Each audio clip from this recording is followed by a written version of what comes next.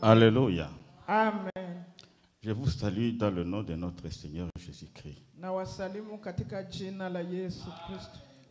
Je vous invite à lire avec moi un verset. Vous vous levez. Tusimame na tutaenda kusoma shahiri moja pamoja naye. Matthieu 24, verset 9. Mathayo 24 na verse ya 9. Alors on vous livrera au tourment et l'on vous fera mourir et vous serez haïs de toutes les nations à cause de mon nom. Amen. Amen. Vous pouvez vous asseoir. Mnaweza kuketi. Comme vous le savez bien, Kama vile mnavyojua, nous sommes en train d'étudier les signes avant-couleurs du retour du Christ. tuko tunasoma zile alama ambazo zitakuja mbele ya ujio wa Bwana wetu Yesu Kristo. Nous avons parlé de la séduction. Tuliongea kuhusu kushawishiwa. Nous avons parlé de la guerre. Tuliongea kuhusu vita. Nous avons parlé de la famine. Tulizungumza kuhusu njaa. Mais après tous ces trois premiers signes, Kisha hiyo alama hizo tatu, Jésus a ajouté une phrase importante. Yesu akasema msemo moja wa maalum sana. Mais tout cela arrivera, Akasema hayo yote yatakuja, mais ce ne sera pas encore la fin. na hiyo wakati takuwa bado kuadia. Aujourd'hui, nous lisons au verset 9. Hapa tunasoma shahiri au verse ya 9. Mais cette phrase de Jésus ne revient plus. Na hiyo msemo wa Yesu haikuweza kurudia tena. Et cela veut dire que le quatrième signe, qui est la persécution, Na ile alama ya 4 inayoitwa dhiki, c'est un signe vraiment fondamental hiyo ni alama ya maana sana en ce qui concerne le retour du Christ. kufuatana na hiyo ujio wa Bwana wetu Yesu Kristo. La persécution. Dhiki, La persécution, c'est quoi? dhiki ni nini? La persécution est un traitement injuste et cruel infligé avec acharnement à quelqu'un. Dhiki ni hatua moja mbaya ambayo inatumiwa kwa kuweza kumsababisha mtu. Et la persécution Na peut, hii dhiki a toujours deux aspects. inakuwa na mambo mawili. Il y a la persécution verbale. Kuna kuwa hiyo dhiki mtu anasema kwa maneno. On te persécute, tu peux persécuter quelqu'un avec les paroles. Unaweza kumuomboleza, kumusababisha mtu na maneno tu. Tu peux persécuter ta femme avec des mauvaises paroles. Unaweza kumsababisha mkeo ukimtwangia maneno mabaya. Tu peux persécuter ta femme avec des actions méchantes par des gifles et autres. Unaweza kumsababisha mkeo ukimupiga au ukimtendea mabaya. Mais brièvement, la persécution, c'est l'action de faire souffrir quelqu'un. Sasa kwa kifupi, hiyo dhiki ni tendo la kumtendea mtu mabaya. Persécution verbale. Na twende kwa hiyo dhiki kwa kutamka. Mais avant d'aller là, Mbele tufike hapo. dans mon persécution, il y a le mot percer. Na mwa hiyo dhiki munakuwa ile neno la Kutoboa. kutoboa. Asante. Percer. Kutoboa. Percer quelqu'un. Kutoboa mtu. Tu peux percer quelqu'un à l'extérieur, Unaweza kutoboa mtu kwa mwili. comme tu peux aussi le percer et le blesser dans l'intérieur. Na ndivyo hivyo naweza hata kumuumiza kwa hali ya ndani. Une petite histoire. Acha niwaambie historia ndogo. Un jour, un homme a fait l'amitié avec un lion. Siku moja mtu akafanya urafiki na chui. Ils ont continué l'amitié, il n'y avait rien de mal. Na wakaendelea na hiyo urafiki, hakukuwa Mais baya. un jour, l'homme a réfléchi. Lakini siku moja mwanadamu akasema hivi. Ce lion-là, un jour, il va se tourner contre moi et il va me croquer. Akasema huyu chui akinijia siku moja atanimeza. Il faut que je le devance pour le tuer avant qu'il ne puisse me tuer. Nibidi nimuue mbele hajaja kunitenda mabaya. Et un jour, le lion était endormi. Na siku moja huyu chui alikuwa akisinzia. Et l'homme était venu avec sa hache. Il a frappé la tête du lion.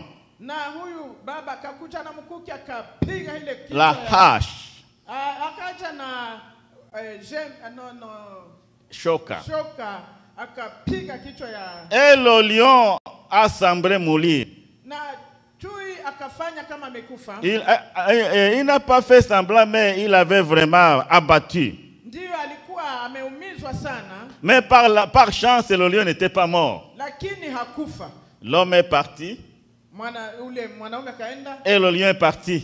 Na chui naye kaenda. Et puis le lion est parvenu à guérir de sa plaie. Na alipopona ile kidonda yake chui. Un jour, il a rencontré l'homme. Siku moja akakutanana sasa na mwanadamu. Et il lui a dit ceci. Akamwambia hivi. Un coup de hache. Eti ile fimbo ya shoka est vite guéri.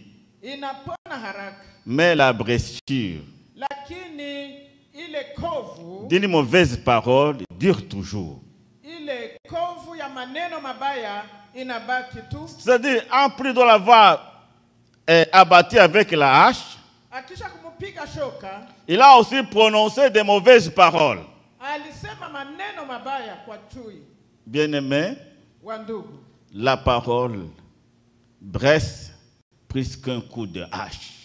Yaani maneno yanasababisha kuliko kumupiga mtu na shoka. La plaie peut être cicatrisée.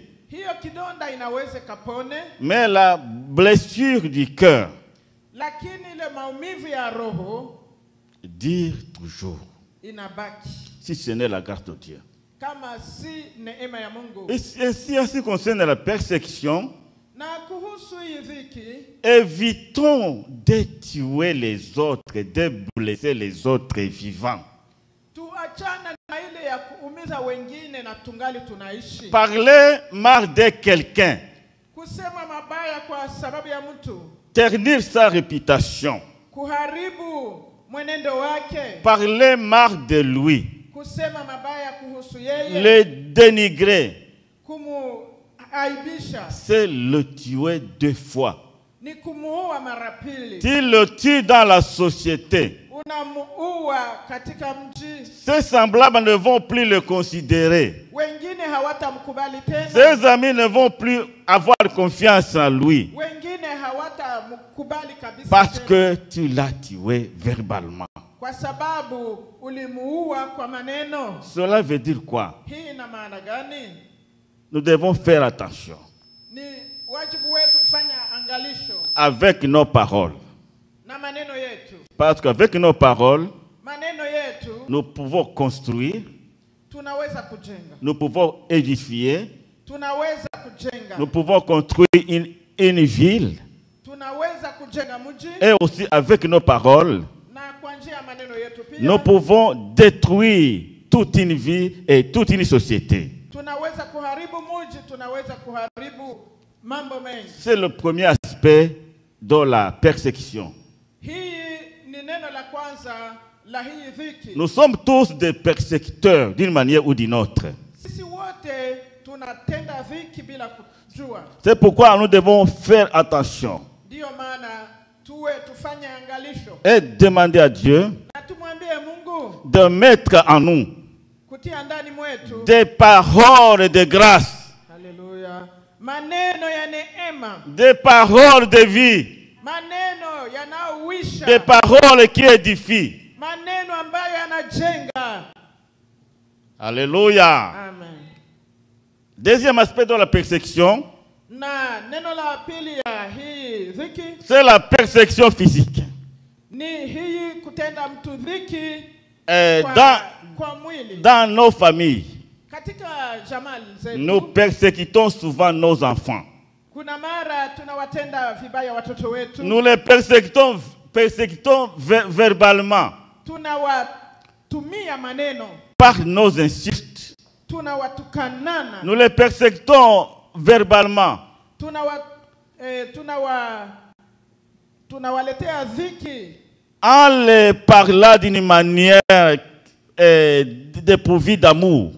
na tunaongea nao bila kuwa na roho ya upendo. Et dans nos foyers, entre nous et nos épouses, Na kati yetu, kati ya bibi na bwana, nous devons faire attention. tunapaswa kufanya angalisho. Monsieur le mari, Bwana wewe, des fois tu persécutes ta femme.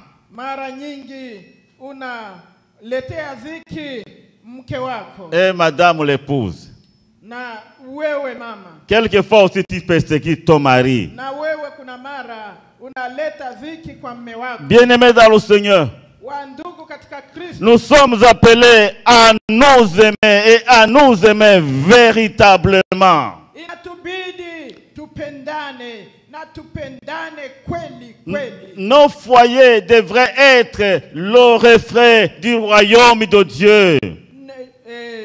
Jamaa zetu ingekuwa kitu ya kuonyesha ufalme wa Mungu. Dieu est amour. Mungu wetu ni upendo.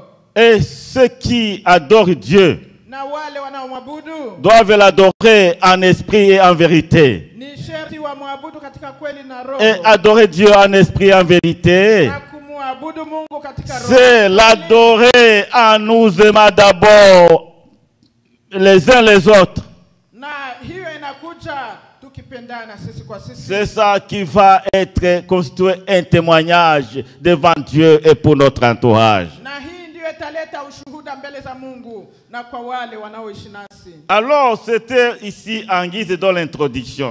Hii ni kama maingilio. Je voudrais seulement vous faire comprendre le contenu et les aspects de ce mot persécution. Nilipenda kwambia nini hii dhiki. Mais je vais surtout insister sur la persécution physique. Lakini nitatia mkazo kwa hii dhiki ambayo inaonekana. Bien-aimés, la persécution a toujours existé.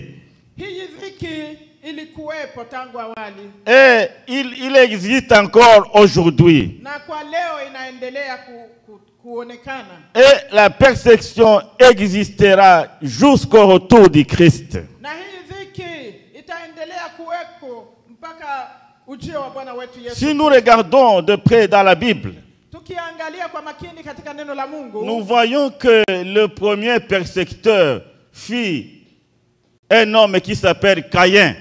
tunaona yule ambaye alileta dhiki wa kwanza anaitwa Kaini. Caïn a persécuté son frère sans raison. Kaini aliweza kumdhuru ndugu yake bila sababu. Son frère ne lui avait rien fait. Ndugu yake hakumtenda lolote. Ils avaient tous présenté les offrandes devant Dieu. Wote wawili wametoa zaka mbele za Mungu. Et l'offrande d'Abel a été plus excellente que l'offrande de son grand frère. Na sadaka ya Abel ikakubaliwa kuliko ya Kaini. Dieu a apprécié l'offrande d'Abel. Mungu alifurahia sadaka ya Abel. Et cela a rendu Caïn très furieux. Na hiyo katuma Kaini anakasirika. Au lieu de se fâcher contre Dieu qui n'a pas accepté son offrande, Pahali amkasirikie Mungu yule ambaye alikatala zaka yake. mais Caïn s'est fâché contre son frère. Anakasirikia ndugu yake yule hakumfanya lolote. Quelle méchanceté. Hiyo ni neno baya sana. En même temps, la haine a pris naissance dans le cœur de Caïn. Na wakati hiyo chuki ilimuingilia Kaini, La jalousie aussi a élu domicile dans son cœur. na wivu nayo ikaingia ndani Et mwake. il a décidé Na kakamata hatua d'éliminer son frère, hatua ya kuweza kumuua ndugu yake, son propre sang. kuweza kuua ndugu Il l'a yake. trompé, il lui a trompé en disant, accompagne-moi au champ. Anamwambia nishindikize shambani. Et Abel croyait qu'il accompagnait son frère au champ. Abel akafikira anamshindikiza nduguye Et shambani. arrivé là, je ne sais pas ce qui s'est passé. Na walipofika hapo yaliyotukia, La Bible ne nous dit pas, ne nous présente pas tout le scénario. neno la Mungu alituambie jinsi gani yametukia. Mais ce qui est vrai, Lakini kwa kweli Abel était aussi un jeune homme. Abeli akiwa kijana, probablement qu'ils se sont battus. inamaanisha kwamba labda wamegombana. Abel ne s'est pas laissé faire comme ça. Hakuweza kumkamata na kumuua hivi. Mais comme il n'avait pas de mauvaises intentions contre son frère, Na hivi hakuwa na shabaha mbaya kwa alors son frère, son grand frère, a eu le dessus sur lui. yeye aliweza kukamata hatua mbaya juu yake. Et il l'a assommé. Na akamuua. Et Abel était mort. Abel akakufa. Une mort atroce. Kifo kabisa cha uchungu. C'est ça la persécution. Hii ndiyo dhiki. Il fut le premier persécuteur. Na huyo Kaini alikuwa muleta dhiki wa kwanza. Il a persécuté, il a tué, il a versé le sang de son frère. Aliweza kumuua na damu ya nduguye ikamwangika. Il y a aussi d'autres genres de persécution. Kuna hatua nyingine ya dhiki. Il y a des gens qui persécutent les autres Kuna wale ambao wanawaletea wengine dhiki sans utiliser les armes blanches ni les fusils. bila kutumia silaha yoyote. Mais ils vont détruire la vie des autres avec la sorcellerie. Wanaenda kuharibu maisha ya wengine wakitumia urozi. La sorcellerie. Ulozi. Il va t'ensorceler. Hata kutumia urozi. Il va te donner la sorcellerie en retardement. Ataenda kukupa urozi na utaishi nao. Tu vas consommer ça et ça va te détruire à petit coup. Atakuroga na utaenda na sumbuliwa kidogo kidogo. Ça c'est la persécution spirituelle. Na hiyo ni dhiki kiroho. La persécution s'étend de plusieurs façons. Na hii dhiki kiwa na namna nyingi. Celui qui impose à son frère ou à sa sœur une souffrance, Yule ambaye anamuletea dhiki ndugu yake au dada yake, qu'il soit verbal, physique ou bien par le biais de la sorcellerie ou bien l'utilisation des enchantements par les esprits occultes, c'est un persécuteur, c'est un enfant du diable. Yule ambaye anatumia ikiwa ni mkuki, ikiwa ni maneno, ikiwa ni mambo mengine yoyote kuweza kumuletea mwingine dhiki, huyu ni mtendaji wa dhiki. L'autre exemple, Na mfano mwingine, c'est le prophète Daniel.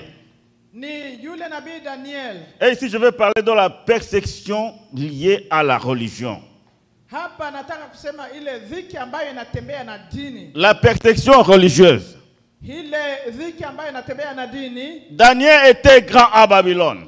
Huyu Daniel alikuwa mkubwa huko Babeli. Mais comme les gens de Babylone n'étaient pas contents de la place qu'occupait Daniel, Na wale watu wa Babeli hawakufurahia nafasi ya Daniel. ils ont fomenté des histoires et ils ont entraîné le roi à voter une loi contre la religion juive. Waliweza kunia mamoya kwa ajili ya Daniel na wakamsukumia mfalme kuweza kuleta amri ya kuweza Ils ont convaincu le roi d'ériger un statut que tout le monde devrait adorer, coûte que coûte. Wakamwambia mfalme aweze kuunda sanamu ambayo kila mtu ataenda kuabudu. Elle a dit que personne dans l'empire ne devrait adorer autre Dieu que le statut qui a été érigé par le roi. Na wakasema hakuna mtu ambaye atamwabudu Mungu mwingine isipokuwa hiyo Mungu ambaye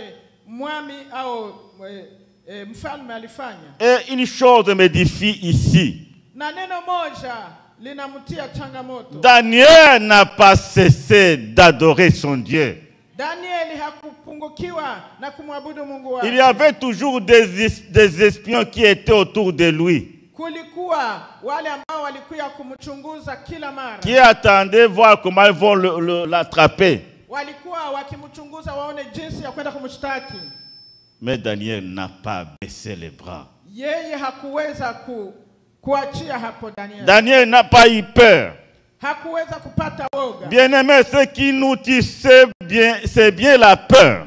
Kinachotusumbua ni uoga. Nous avons peur des gens.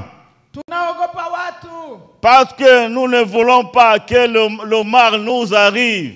Sababu tunaogopa mabaya yatufikie. Mais Daniel a toujours continué à adorer le Dieu vivant. Daniel akaendelea kumwabudu Mungu wa kweli. Et il ouvrait ses fenêtres, il ne se cachait pas. Hakufichama, alifungua madirisha. Tout le monde pouvait constater et voir que Daniel était en train de prier l'Éternel des armées. Kila mmoja angeweza kumtambua Daniel akimwomba Mungu wake. Alors un jour, on l'a attrapé. Na siku moja wameweza kumkamata. On a fait le rapport au roi que Daniel adorait toujours son Dieu, son propre Dieu. Na wakaenda kumshtaki kwa mfalme eti anaendelea. Et comme la loi était déjà là, na vile amri ilikuwa imetolewa, et bien que le roi aimait beaucoup Daniel, ingawaje mfalme alikuwa akimpenda Daniel, et comme c'est bien lui qui avait aussi signé l'édit, na ni yeye aliweza kutia sahihi kwa hayo yote, il a été obligé de prendre Daniel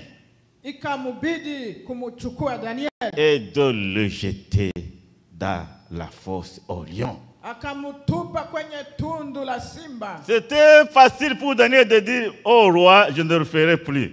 Ilikuwa rahisi kwa Daniel kumwambia mfalme, mfalme achia pale. Mais Daniel a accepté. Daniel akakubali. Je ne sais pas si c'était toi. Ninajiuliza ingekuwa wewe. Comment allais-tu t'y prendre? Ungefanyaje, ningefanyaje? Et si c'était moi? Ingekuwa mimi. Avec ma grande famille là derrière. Na jamaa langu nyuma. Avec les petits enfants là, ici je pense au frère Diakraron. Na watoto wangu ninamfikiria. Alors la première question, que deviendront mes enfants? Hey, na ikiwa hivi watoto wangu watakuwa wageni wa nani? Bien-aimés, wandu, même si nous ne sommes pas là, ingawaje hatupo pale, nos enfants vont toujours vivre. Watoto wataishi. Le Seigneur va s'occuper d'eux. Mungu atawashughulikia. Alors Daniel a dit, oui, jette-moi dans la fosse. Daniel akasema ndio munitume kwenye tundu la simba. Je ne sais pas quel genre de prière Sijui alikuwa na maombi gani que Daniel a prié. Sijui aliomba maombi gani Daniel. Je ne parviens pas à percer et atteindre le contenu des prières de Daniel avant qu'il ne soit jeté dans la fosse Orion.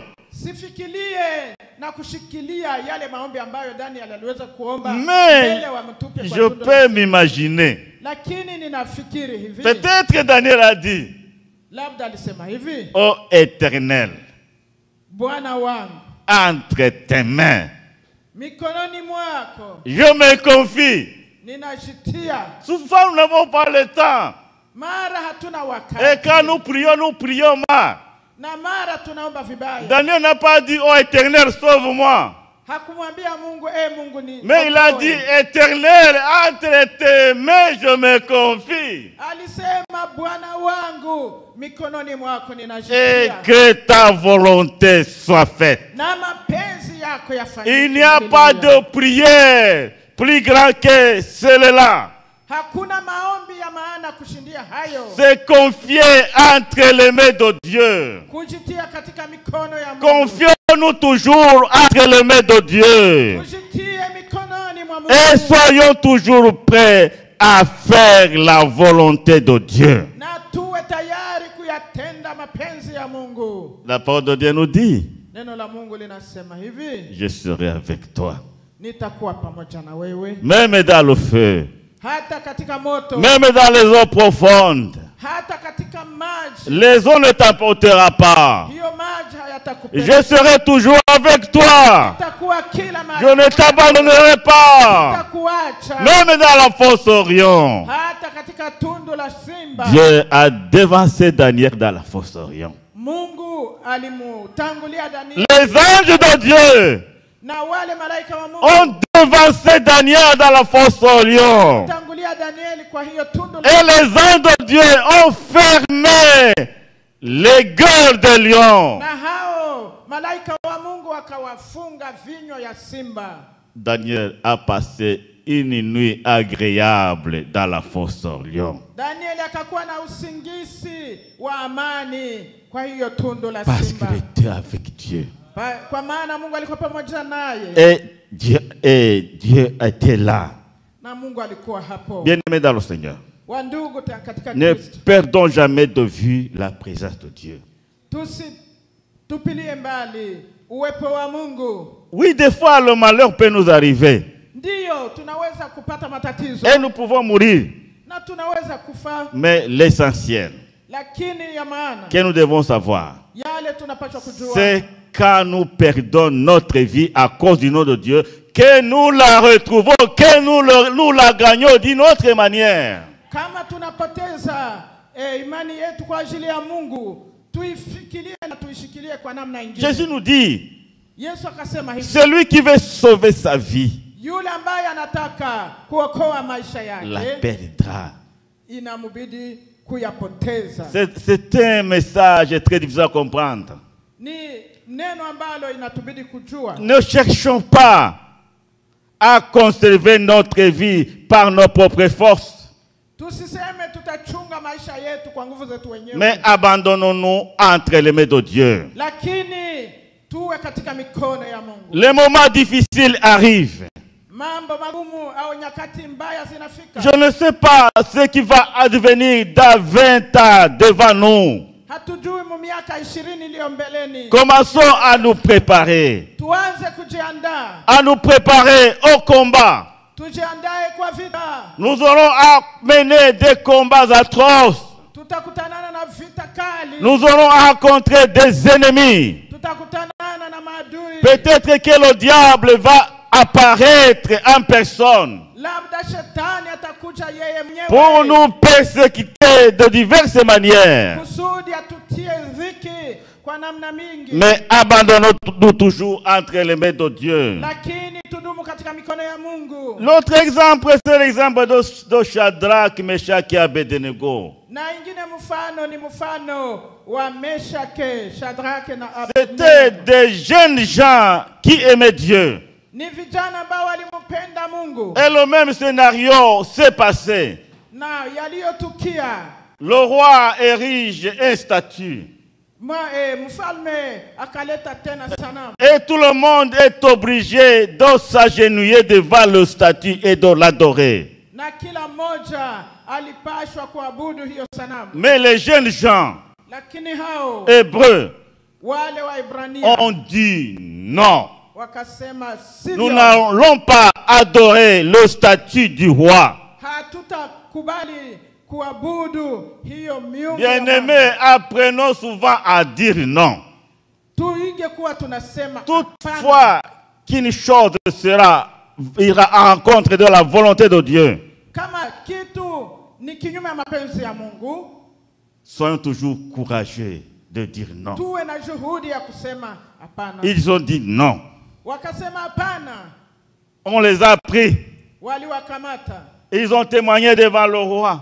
Na wakasema hayo mbele za Ils Mungu. ont dit au roi, Wakamwambia mfalme hivi, tout en te respectant, kwa kukuheshimu wewe, nous n'allons pas nous agenouiller devant ta statue. sisi hatuwezi kupiga magoti Mais nous mbele ya savons- sanamu yako. Mais nous savons que le Dieu que nous servons Lakini tunajua Mungu tunayemtumikia peut nous sauver de ta fournaise. anaweza kutuchunga na hii. Et c'est ça qui a été hii moto. fait. Na hiyo ilifanyika. Dieu n'a pas abandonné ses serviteurs. Mungu hakuweza kusahau watumishi wake. On les a jetés dans la fournaise. Waliwatupa kwenye moto. La fournaise a brûlé, a consumé ceux qui les jetaient dedans. Hiyo moto iliweza kuwararua wale ambao waliwatupa ndani. Mais les enfants de Dieu ont marché dans la fournaise. Lakini watoto wa Mungu wakatembea. Et ils ont marché. Moto. Et quand le roi a regardé dans la fournaise, Na wakati mfalme aliangalia, il a dit, qu'est-ce qui s'est passé? Qu'est-ce qu'il y a? akasema ni nini sasa On a jeté 3 personnes dans la fournaise et maintenant nous voyons une 4e personne. Wakasema tulitupa watu watatu lakini tunaanza kuona wanakuwa Et le wanne. 4e personne a l'image d'un fils de Dieu. Na huyo waina alikuwa na alama ya mwana wa Mungu. Alors il a dit, enlève-les de la fournaise. akawaambia muwatoshe katika tanuru la moto. Alléluia. Amen. Alors, quelquefois, Mara moja Dieu peut intervenir Mungu anaweza kutenda makuu dans la persécution. katika hali ya dhiki. Dieu peut intervenir Mungu anaweza kutenda dans la perspective de manifester sa gloire au monde impie.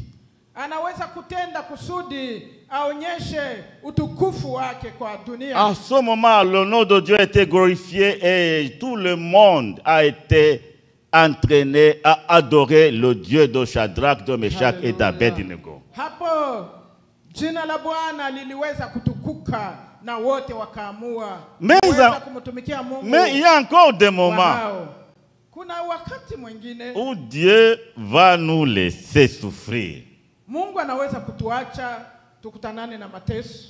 Ici, je m'en vais dans le Nouveau Testament. Hapo naenda katika agano la Jipya. Et je vous donne l'histoire de Jean-Baptiste. Naenda kuwapa historia ya Yohana Mbatizaji. Jean-Baptiste était un serviteur de Dieu. Yohana Mbatizaji alikuwa mtumishi wa Mungu. Un serviteur de Dieu confirmé. Alikuwa mtumishi wa Mungu hakika. Jésus lui-même avait témoigné à l'endroit de Jean-Baptiste. Hata Yesu aliweza kumshuhudia. Jésus avait dit, parmi tous ceux qui sont nés des femmes, il n'y a personne qui est plus grand que Jean-Baptiste. Akasema kwa wale wote waliozaliwa na wanawake, hakuna aliye mkuu kama Yohana Mbatizaji. Mais un jour, na siku moja, dans son ministère prophétique, katika kazi yake ya unabii, Jean-Baptiste a affronté le roi Hérode. Yohana Mbatizaji aliweza kutanana na huyu mfalme Herod. Parce que le frère d'Hérode était déjà mort. Kwa sababu huyu ndugu wa Herod alikuwa amekufa. Et Hérode le roi a pris sa femme. Na huyu mfalme Herode akakamata mkeo. Alors, Jean-Baptiste a dit à Hérode, Hérode, ce que tu fais n'est pas bon. Na Yohana Mbatizaji akamwambia mfalme Herod, yale umetenda ni mabaya. Tu ne devrais pas prendre la femme de ton frère. Haingekuwa heri ukamate mke wa ndugu yako. Mais malgré cela, ingawaje hivyo, Hérode a pris Jean-Baptiste. Ule mfalme Herod akakamata Yohana Mbatizaji. Il l'a jeté en prison. Akamtia gerezani. Et le jour de son anniversaire, na siku yake ya anniversaire, la fille de cette femme qui s'appelait Hérodias, binti wa huyu malkia aliyekuwa akiitwa Herodias, il a beaucoup dansé. Akacheza kweli. Et il a plu à tout le monde. Ils ont apprécié sa danse. Wote wakafurahia mchezo wake. Et le roi Hérode a dit qu'il lui demande tout ce qu'il veut. Akamwambia huyu binti chochote atakachokiomba. Elle est allée demander sa femme, sa maman. Akamwambia mamaye, oh, le roi me dit de demander ce que je veux. Qu'est-ce que je peux demander? Mfalme alisema niombe kile ninachokipenda. Nimuombe nini? Alors Samuel lui a dit, va demander la tête de Jean-Baptiste. Akamwambia uende kumuomba kichwa ya Yohana Mbatizaji. Quelle méchanceté. Ni mateso. Est-ce qu'il allait manger la tête de Jean-Baptiste? Je huyu mama angekula hii kichwa ya Yohana Mbatizaji. C'est seulement le plaisir de tuer, de verser le sang. Lakini ilikuwa tu mwage damu, afanye mabaya. Oui, comme le roi l'avait déjà promis, on est allé, on a coupé la tête de Jean-Baptiste et on l'a ramené sur un plat. Na kama vile mfalme aliamua, walikata kichwa ya Yohana wakaileta. Qu'est-ce que je vais dire? Ninataka kusema nini? Il y a des moments où kuna nyakati ambazo où Dieu accepte Mungu anakubali que ce que nous ne souhaitons pas nous arrive. Mungu anakubali mambo yale hatutaki yatufikie. Dieu a permis que son serviteur Jean-Baptiste meure décapité. Mungu alikubali mtumishi wake Yohana Mbatizaji akatwe kichwa. Et ce n'est pas seulement Jean-Baptiste, na si yeye Yohana Mbatizaji tu, mais Jésus aussi. Yesu mwenyewe, comme nous le lisons dans les évangiles, kama vile tunasoma katika Injili, il a été persécuté. naye alitiwa dhiki. Il a subi la persécution verbale. Aliweza kushutumiwa kwa maneno. Et la persécution verbale l'a suivi jusqu'à la croix. Waliweza kumshutumu mpaka msalabani. Là où il a subi aussi la persécution physique de crucifixion. Na waliweza kumtundika.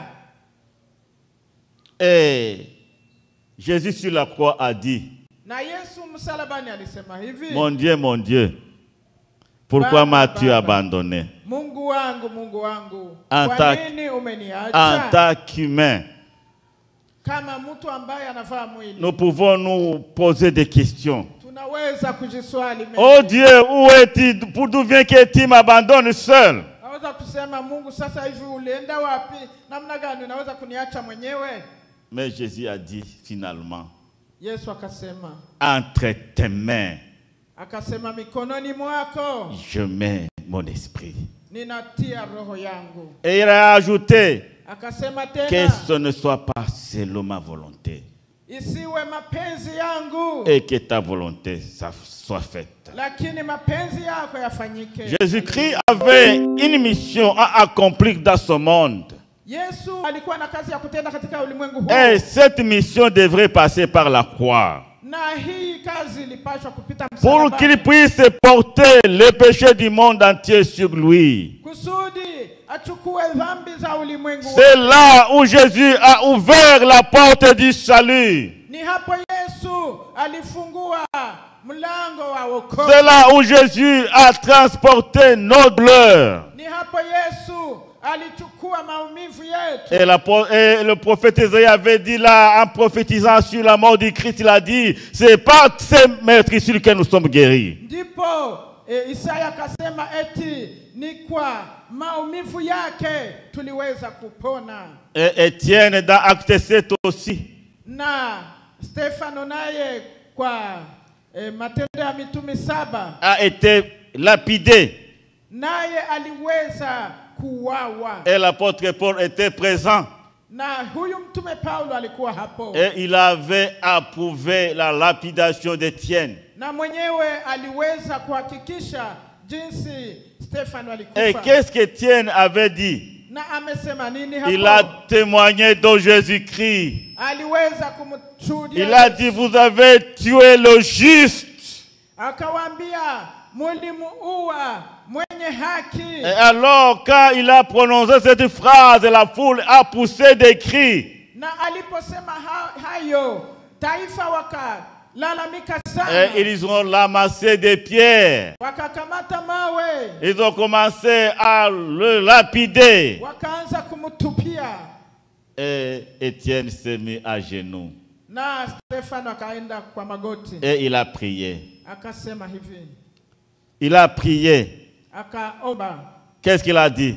Akasema hivi. Je mets mon esprit entre tes mains. Akasema roho yangu natia mikononi mwako. Et après il a dit, akasema tena, ne leur impute pas de péché. Usiwahesabilie mabaya haya. Alors, entre la prière de Jésus à la croix kati ya maombi ya Yesu msalabani et la prière d'Étienne, na hii maombi ya Stefano, il y a une différence.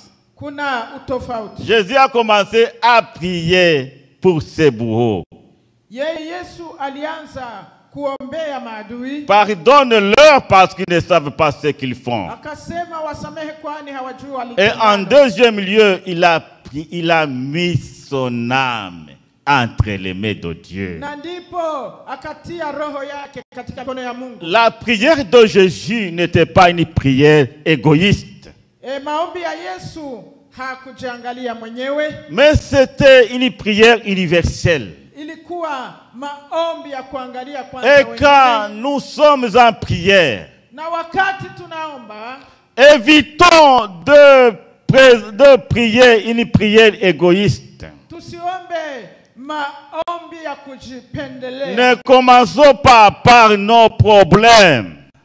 Tusianze na maswali yetu wenyewe. Mais aussi pensons aux problèmes des autres d'abord. Tuanze kwa maswali ya wengine kwanza. Comme Jésus l'avait fait. Kama vile Yesu alifanya. Oui, Étienne a aussi prié. Ndio Stefano naye aliomba. Mais il a commencé à ses problèmes. Alijianzia hako kwa magumu yake. Mais après, il a demandé pardon à ceux qui lui rapidaient. Na kisha akaomba msamaha kwa wale ambao walikuwa wakimu. Alors, la persécution n'a jamais cessé. Hii dhiki haiyaisha bado. Et je m'en vais donner quelques exemples dans l'histoire de l'Église. Naenda kutoa mifano katika historia ya kanisa. Je vais vous parler de la persécution sous des empereurs. Naenda kuongea kuhusu dhiki ambayo ilifanyika kwa watawala wawili. Pendant les 3 premiers siècles après Jésus-Christ, kisha karne ya kwanza kisha Yesu Kristo, des milliers de chrétiens ont été exécutés. Wakristo wengi waliweza kushutumiwa. Mais le christianisme n'a pas été détruit. Lakini Ukristo haikukoma. Quel était le problème? Na swali lilikuwa gani? On exigeait aux chrétiens d'adorer l'empereur. Walikuwa wakiwaambia Wakristo waende kuabudu hawa empereur. Adorer l'empereur. Kwenda kuabudu hawa empereur. Alléluia. Amen. Mais on pouvait adorer l'empereur et adorer aussi Jésus. Labda wangeweza kumuabudu na wanarudia kuabudu tena Yesu. Mais on va pour faire semblant pour adorer l'empereur et pour Jésus-Christ, on va vraiment l'adorer en esprit, en vérité. Où est le mal? Eti wangeweza kuabudu wote wawili, shida iko wapi? Mais les premiers chrétiens ont compris. Wale wa Kristo waliotutangulia walielewa yote. Alors on leur posait une question fondamentale. Waliwauliza ulizo moja hivi. On leur posait cette question-ci. Walikuwa wakiwauliza namna hivi. Qui est le Seigneur pour toi? Ni nani aliye Bwana kwako? Il y avait des réponses possibles. Kulikuwa majibu mawili. C'est lui qui disait que c'est Jésus qui est mon Seigneur. Yule ambaye angejibia kama Yesu ndiye Bwana wake. Celui-là, on le mettait de côté. Walimtia pembeni. Mais celui qui disait que c'est César qui est mon Seigneur, Yule ambaye alikuwa anasema ni César ndiye Bwana wangu. lui était un bon citoyen. Yule alikuwa kabisa mtu mwema. Alors pour le chrétien, celui qui a dit que c'est Jésus qui est son Seigneur, Yule ambaye alisema ni Yesu mfalme wangu. On lui faisait subir une interrogatoire. Walikuwa wakimutia maswali mengi. On lui demandait, tu es sûr que c'est Jésus qui est ton Seigneur? Walikuwa wakimuuliza, unasema hakika kwamba ni Et Yesu? on l'intimidait en lui disant, si tu continues avec ce langage, Wanamwambia ukiendelea kusema hayo, tu vois le feu, uko naona moto, tu vois le bois, unaona kuni, tu vois les bêtes sauvages, unaona wale wanyama wanaorarua, on va te brûler vif. tutakuchoma uko hai. On va te jeter à ces lions qui sont dans le cirque. Au tutakutupia hao chui ambao wanakuwa hapo. Et là, beaucoup de chrétiens ont renié leur Seigneur. Na wengi walisema hapana Bwana. Mais beaucoup d'autres sont restés fermes. Wengine wakasimama imara. C'était une persécution atroce et inhumaine. Ilikuwa dhiki ya nguvu sana. L'Église avait déjà souffert de la part des Juifs et des païens. Wakristo walikuwa walisha tena letewa dhiki na wapagani. Mais l'empereur romain, appelé du nom de Néron, a été le premier à persécuter les chrétiens publiquement. Lakini huyo empereur Nero alikuwa akiwadhihaki watu hadharani. Mais quel était le problème d'empereur? Na alikuwa na shida gani? L'apôtre Paul était arrivé à Rome. Huyu mtume Paulo alipofika Rome, il avait prêché à Rome. Akahubiri injili Rome. Et beaucoup de serviteurs dont l'empereur Néron s'étaient convertis au Seigneur Jésus. Na wengi ambao walitawaliwa na huyu Nero waliweza kuleta maisha yao kwa Et Yesu. cela l'a mis mal à l'aise. Na haya yakamsumbua kweli. Et il a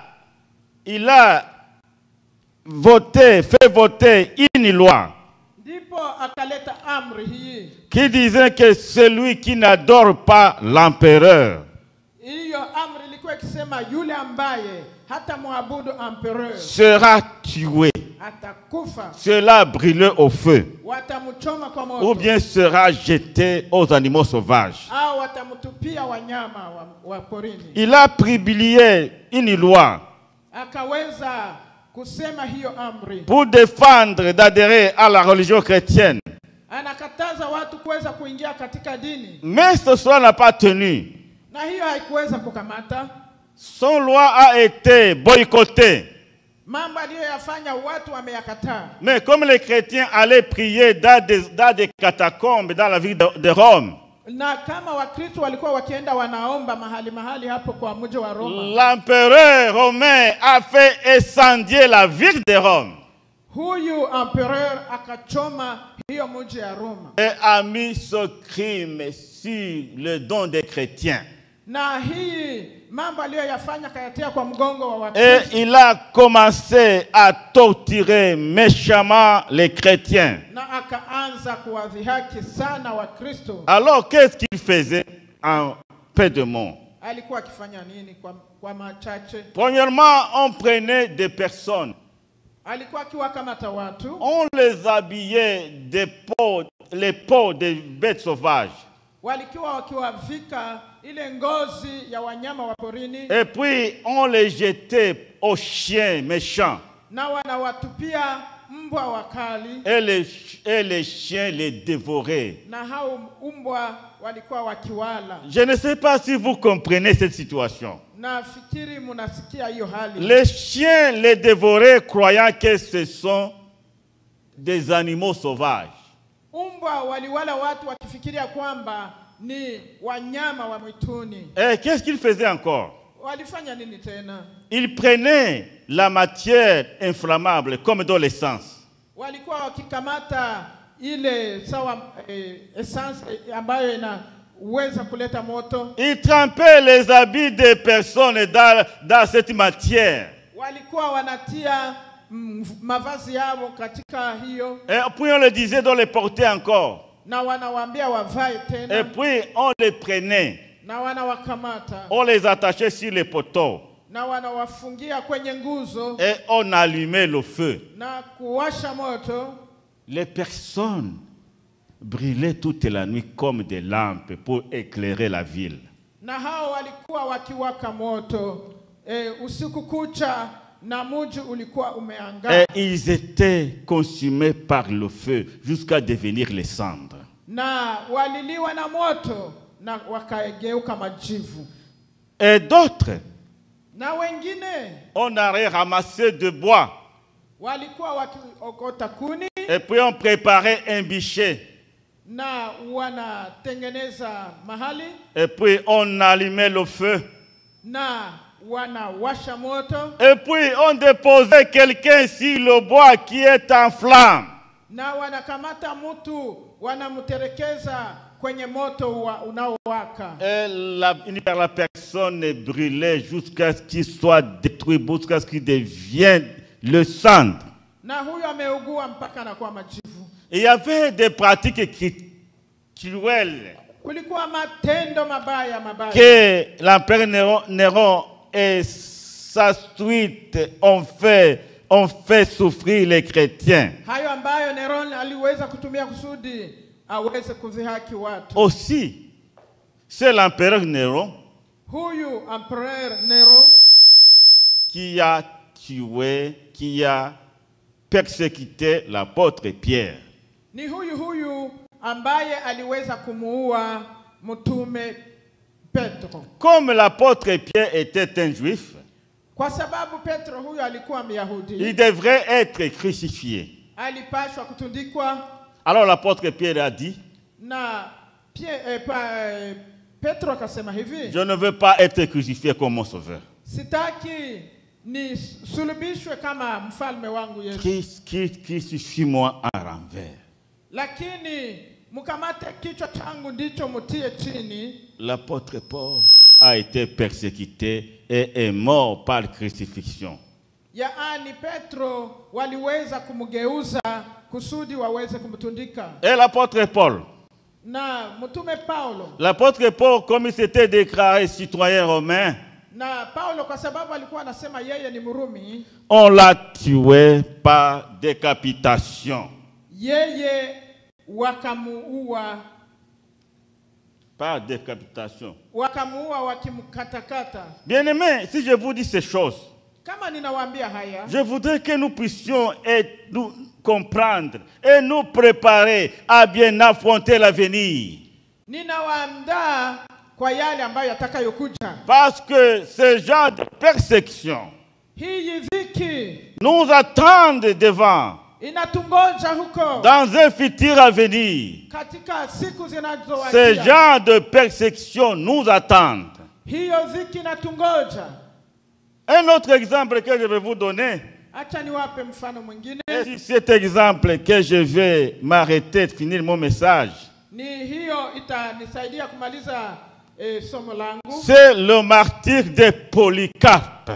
Ni jinsi gani aliuawa Polycarpe. Polycarpe était l'évêque de Smyrne.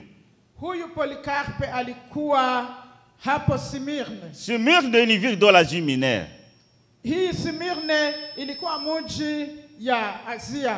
Et il était le contemporain de l'apôtre Jean. Na huyo alikuwa akitembea na mtume Yohana. Il connaissait bien l'apôtre Jean. Alikuwa anamjua Yohana kabisa. Et il était devenu vieux. Na hapo alikuwa amekwisha kuzeeka. Et l'empereur Marc Aurèle Na huyo empereur Mark a fait souffrir les chrétiens. aliweza kuleta dhiki kwa Wakristo. Lui aussi les jeter aux bêtes sauvages. Yeye naye alikuwa akiwatupia wanyama ukusudi wa wale. Et la foule admirait leur courage. Na watu walikuwa wanafurahia hayo. Et c'est à ce moment-là Ni kwa wakati huo que le vieux Polycarpe fut saisi. na waliweza kumchukua huyu Polycarpe. Mais avant cela, Na mbele ya hapo il avait eu un songe.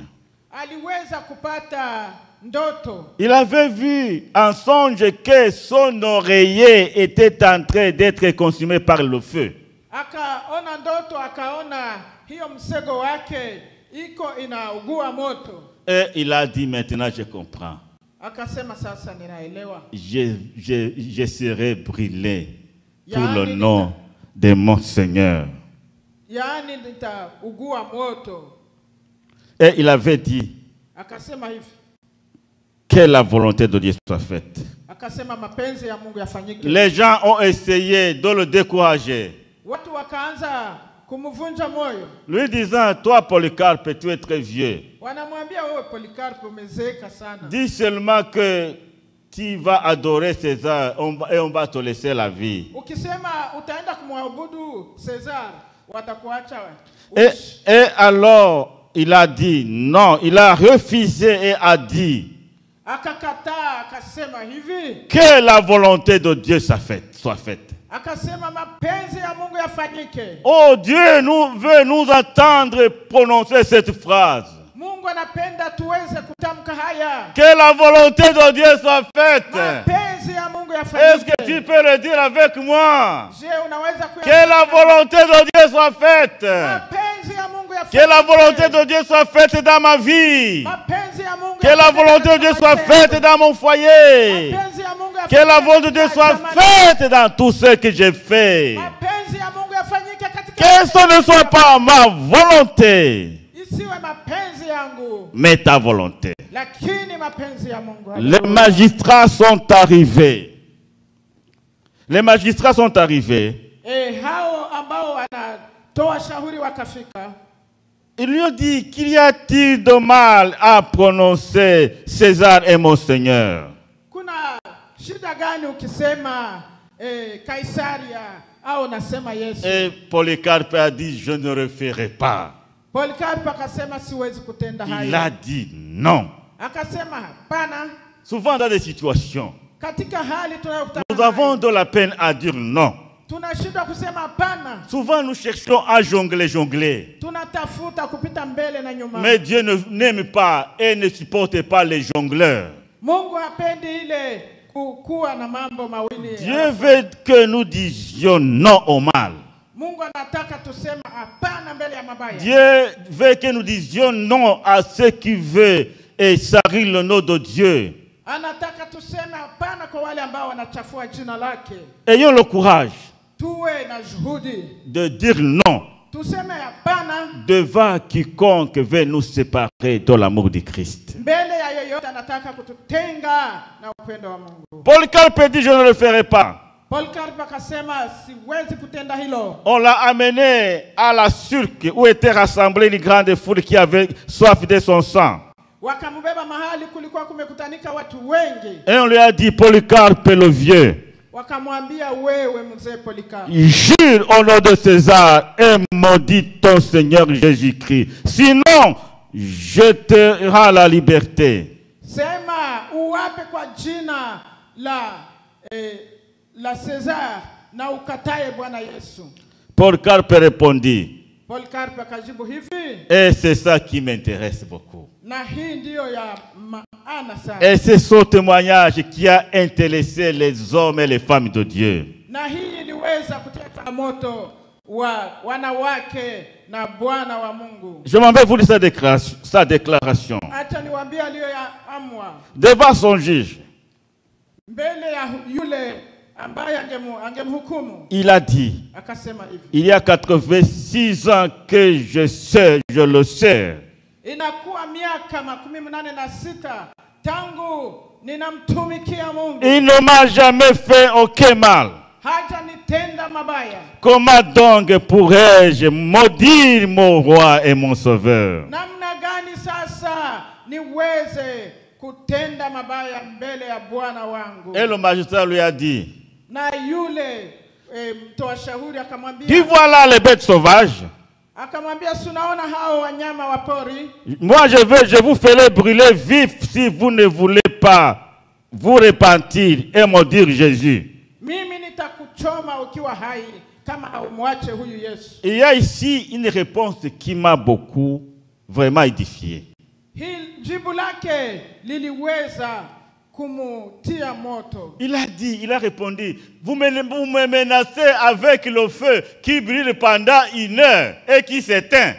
Munakuya kunisumbua na moto ambayo itaugua saa moja na itaisha. Sachez qu'il y a un autre feu qui brûle éternellement sans s'éteindre. C'est ce feu-là qui est réservé aux impies. Munajua kuna moto sio zima na ni huu ambao unachungiwa wabaya. Bien-aimés dans le Seigneur, Wandugu katika Kristo, ne nous laissons pas être séduits par les choses d'un moment. tusikubali kudanganyiwa na mambo ya muda. Il a dit au magistrat, non, votre feu-là, je n'en ai pas peur. Akawaambia hao waliokuwa wakimhukumu, mimi sina woga. Parce que c'est un feu qui s'allume et s'éteint en 1 heure. Ni moto ambao unawaka na kisha saa hiyo moto nazima. Mais il y a un autre feu. Lakini kuna moto mwingine. Bien-aimés, nous devons craindre l'autre feu. Ni vizuri kuweza kuwa na woga. Le feu que Dieu va allumer pour les impies. Ile moto ambayo Mungu atawasha kwa ajili ya wabaya. C'est le feu éternel Ni moto wa milele. qui a été préparé pour le diable et pour ses anges. Moto ambao umeandaliwa shetani na malaika wake. Et pour tous ceux qui ont refusé de croire et de recevoir le Seigneur Jésus-Christ comme leur Seigneur et Sauveur personnel. Alors, ils ont allumé le feu. Ils ont pris le vieux Polycarpe. Ils l'ont mis sur le bûcher. Et le corps de Polycarpe a été consumé jusqu'à devenir le cendre. na mwili wake ukaugua ikageuka majivu. Mais son âme était intacte. Lakini roho yake ilikuwa hai. Son âme et son esprit sont allés auprès du Seigneur Jésus-Christ. Roho yake ilienda mbele za Bwana Yesu. Au moment où son corps était en train d'être consumé par le feu, Wakati mwili wake ilikuwa ikiugua moto.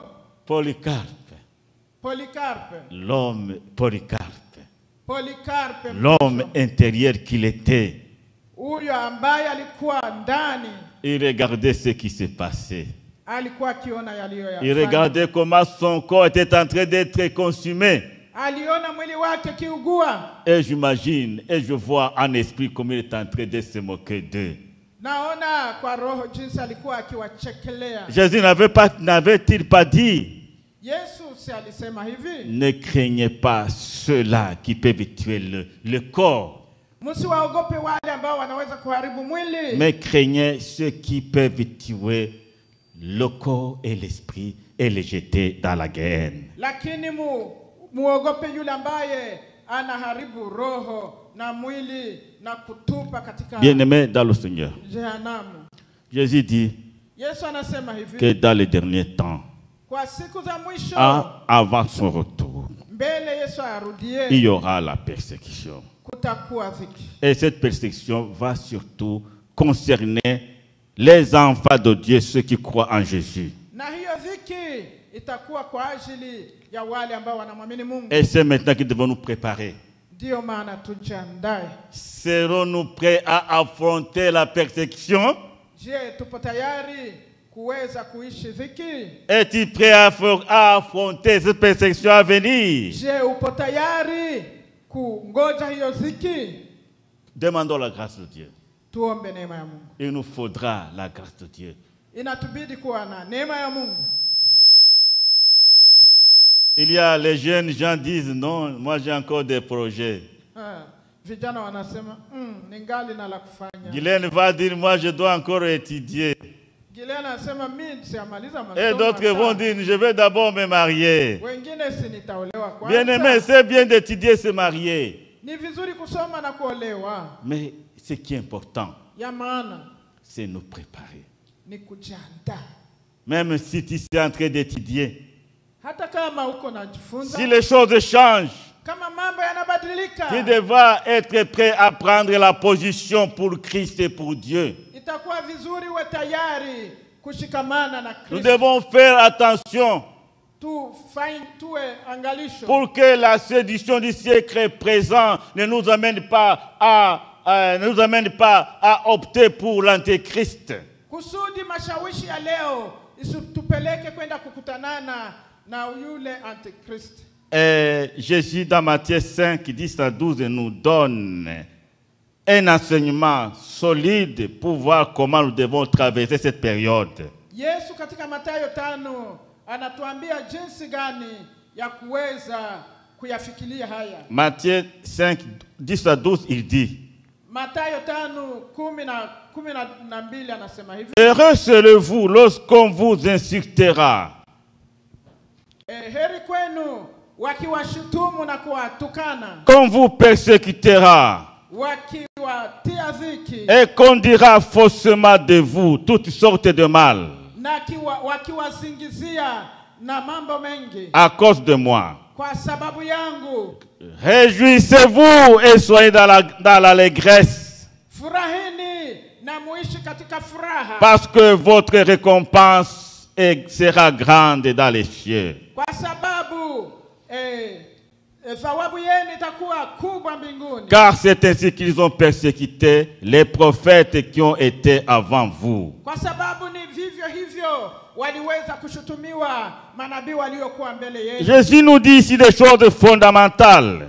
Yesu anatuambia maneno ya maana. Réjouissez-vous et soyez dans l'allégresse. Eti mfurahi na muwe katika furaha. Je ne sais pas si vous êtes en train de comprendre. Sijui kama unayaelewa hayo. Jésus dit oui, des persécutions, il y en auront. Yesu anasema ndio kutakuwa dhiki. Mais réjouissez-vous. Lakini furahini. Et soyez dans l'allégresse. Na muwe katika furaha. Ne soyez pas des pleurnichards. Musiwe watu wa kulialia. Ne vous découragez pas. Musikate tamaa. Mais réjouissez-vous. Furahini. Réjouissez-vous. Furahini. À ce moment-là, Kwa hiyo wakati, quand les choses vont changer, wakati mambo yatabadilika, nous sommes appelés à nous réjouir dans le Seigneur. inatubidi tuwe na furaha katika Bwana. Réjouissez-vous et soyez dans l'allégresse. Furahini na mudumu katika furaha. Bien-aimés, je suis persuadé que personne n'est content quand les ennuis surgissent. Ninaamini kwamba hakuna yule anafurahia wakati ya magumu. Seul celui qui a le Saint-Esprit en lui peut se réjouir dans la persécution. Ni yule ambaye anajawa na Roho Mtakatifu ndiye atafurahi katika hali ya dhiki. Et reconnaissons une chose. Na tujue neno moja. Notre vie, Maisha yetu, ma vie, maisha yangu, ta vie, maisha yako sont cachés avec Christ en Dieu. yanafichwa ndani ya Kristo kwa Mungu. Nous avons une seule arme Tunakuwa na silaha moja qui doit nous permettre, nous rendre capables d'affronter la persécution. silaha ya kuweza kushikamana na hii dhiki. C'est la puissance du Saint-Esprit qui agit en nous. Ni ile nguvu za Roho Mtakatifu ambaye Celui qui est rempli du Saint-Esprit yule ambaye anajawa na Roho Mtakatifu va vivre une joie insondable, ataishi furaha ya ajabu, va affronter la situation avec un cœur content et avec allégresse. atafikiria haya yote akiwa na roho ya furaha. Parce que na la joie et l'allégresse sont les fruits du Saint-Esprit. Kwa sababu furaha na kuendelea kufurahi ni tunda la Roho. Nous allons toujours vivre dans la joie que procure le Saint-Esprit. Inatubidi kudumu katika furaha ambayo Roho anatupa. Bien aimé, le chrétien est comme une orange. Mukristo ni kama na ndimu. Vous connaissez tous l'orange? Mnajua ndimu nyote. Quand on coupe l'orange et le presse, ça vient quoi? Wakati unakata ndimu na unakamula ile maji yake, inakuwa nini? Il y a le jus. Kuna ile maji. Mais alors, quelle sorte de jus? Na ni maji gani? Cela-t-il une jus qui édifie, qui va étancher la soif des malheureux? Je, ni hiyo jus inaweza kutoa kiu ya yule ambaye anasumbuliwa? Cela-t-il un jus qui va réjouir le cœur de Dieu? Je, itafurahisha roho ya Mungu? Il y a des chrétiens qui vivent dans des lamentations. Kuna Wakristo ambao wanaishi katika maombolezo. Quand il y a des problèmes, Kama anakutanana na maji, ils commencent à courir à gauche, à droite, anaanza kukimbia kushoto na kuume. sous la pression des circonstances. Kisha anaanza kuangalia yale anayoyaishi. Bien-aimés, nous devons toujours garder notre cap. Ni vizuri kuchunga imani yetu. Sachons qui nous sommes, Tujue sisi ni wakina nani. à qui nous avons cru. Tujue ni nani tuliyemwamini. Comme une orange, Sawa vile ile ndimu, nous serons toujours pressés par des circonstances. tutakamuliwa kila mara na matatizo tutakutana. Nous allons vivre sous la pression. Tutaishi katika hali isiyofaa. Et le jus qui va sortir de nous sera-t-il un jus doux ou un jus amer? Na hiyo juice ambayo itatoka itakuwa ya mzuri au itakuwa chungu? L'exemple de l'orange. Ni mfano ya hiyo ndimu. Dans la persécution, Katika dhiki, nous serons comme des oranges takuwa kama hizo ndimu que le diable sera en train de presser. shetani atakuya na kukamula. être pressé par le diable, kukamuliwa na mwovu, le jus va sortir. hiyo maji tatoka. Et ce jus sera-t-il un jus pour honorer le nom de Dieu? Hiyo maji tatoka itakuwa ya kumtukuza Mungu, Ou bien ça sera un jus amer pour Dieu? au itakuwa chungu chungu mbele za Mungu? Bien-aimés, dans Rafiki zangu, la souffrance, katika mateso, en traversant des problèmes de la vie, tukikutanana na magumu kwa dunia, dans un proche avenir, katika siku zinazowadia, la persécution va commencer. vikitaanza. Je ne vous fais pas peur, Mimi sitaki kuwaogopesha, mais ça vient. lakini dhiki nafika. Soyons prêts, Tuwe tayari soyons encouragés na tuwe wahodari, à dire non tusema pana à tout ce que le diable et l'antéchrist vont nous demander. kwa yale yote shetani na yule mpinga Kristo Ils atatuambia. vont exercer une pression qui n'a jamais existé sur le peuple de Dieu. Watafanya mabaya ambayo hayatendeka kwa wana wa Mungu. Mais à l'instar de nos frères qui nous ont devancés dans l'histoire de l'Église, Lakini kwa wale ambao walitutangulia kwa historia ya kanisa, à l'instar de Polycarpe, kwa kuona kwa niaba ya mtumishi wa Mungu Polikarpo, disons toujours, tuseme je ne referai pas. siwezi kutenda hilo. Disons toujours non. Tuseme hapana. Jésus dit, réjouissez-vous, Yesu akasema furahini, parce que votre récompense est grande dans les cieux. kwa sababu taji yenu ni kubwa huko mbinguni. Et l'apôtre Paul va aussi ajouter en disant, Na mtume Paulo akasema hivi, il dit, j'estime qu'il n'y a pas de commune mesure entre les souffrances du temps présent et la gloire à venir, qui sera révélée pour nous. Il n'y a pas de commune mesure hakuna kipimo entre la souffrance du temps présent kati ya dhiki ya leo et la gloire qui nous est réservée. na ile utukufu ambayo imetuandalia. Car nous vivons le moment des légères afflictions.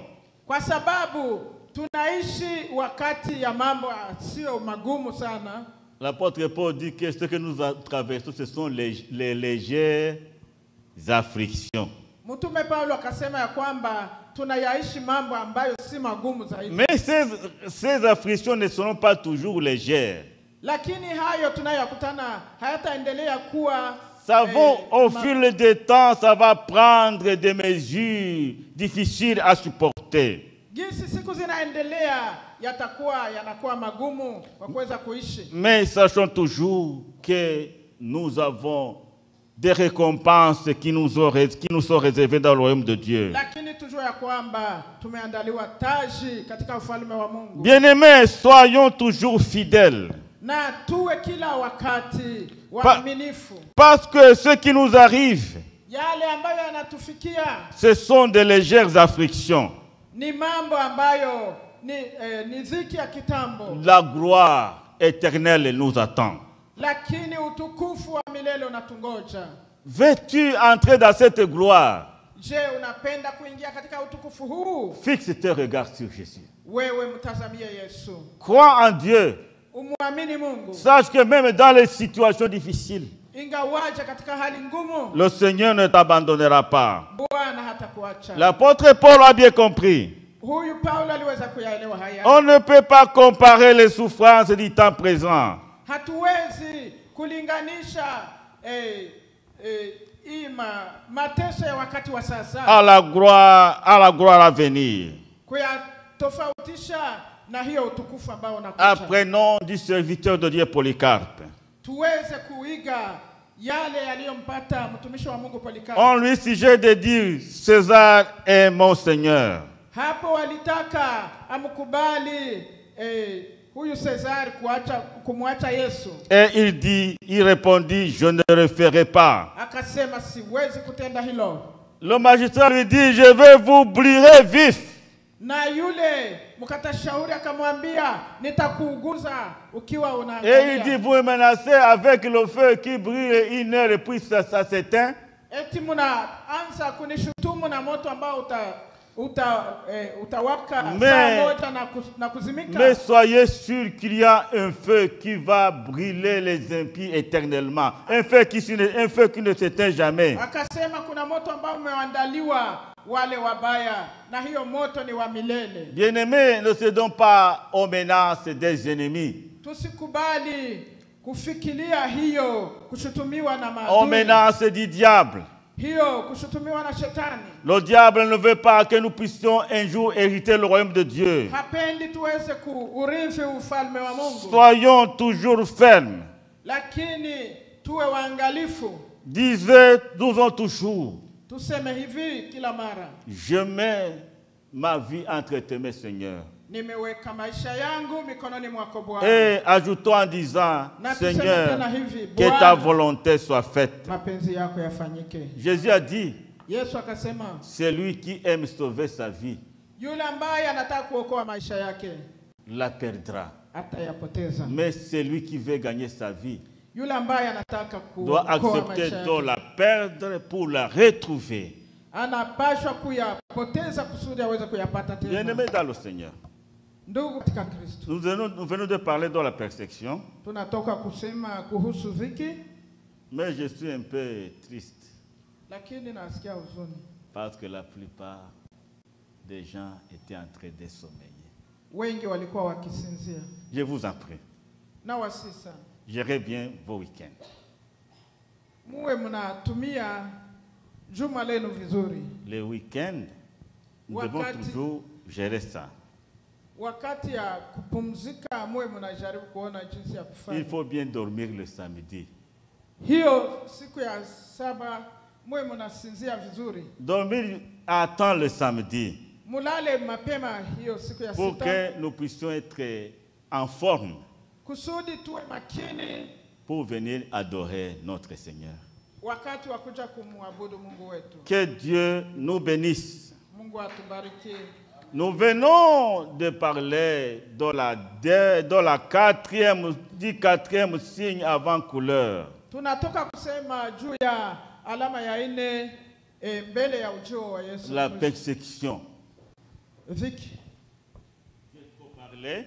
Nimeongea mengi. Celui qui m'a suivi m'a bien suivi. Yule ambaye alinifuata kwa makini. Et celui qui a eu des trous à cause du problème de sommeil.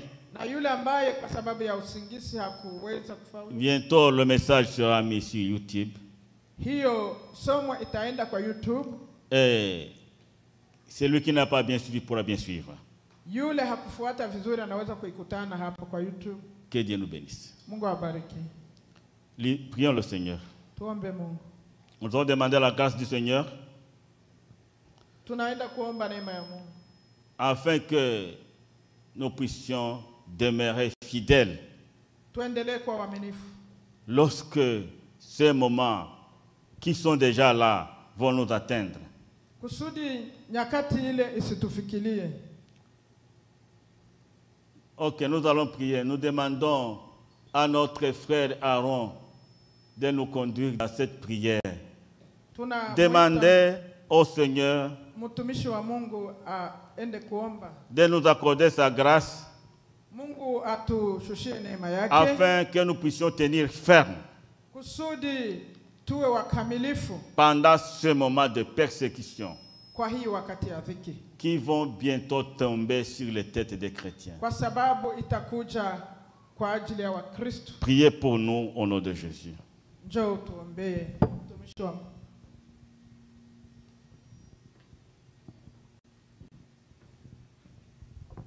Haleluya. Amen.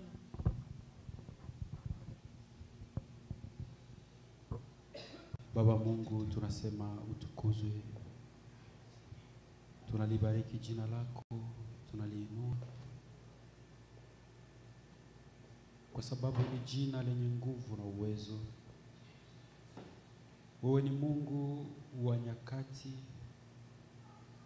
Wewe unajua mambo yote ambayo tunayoyapitia. mambo ya sasa na mambo yatakayokuja.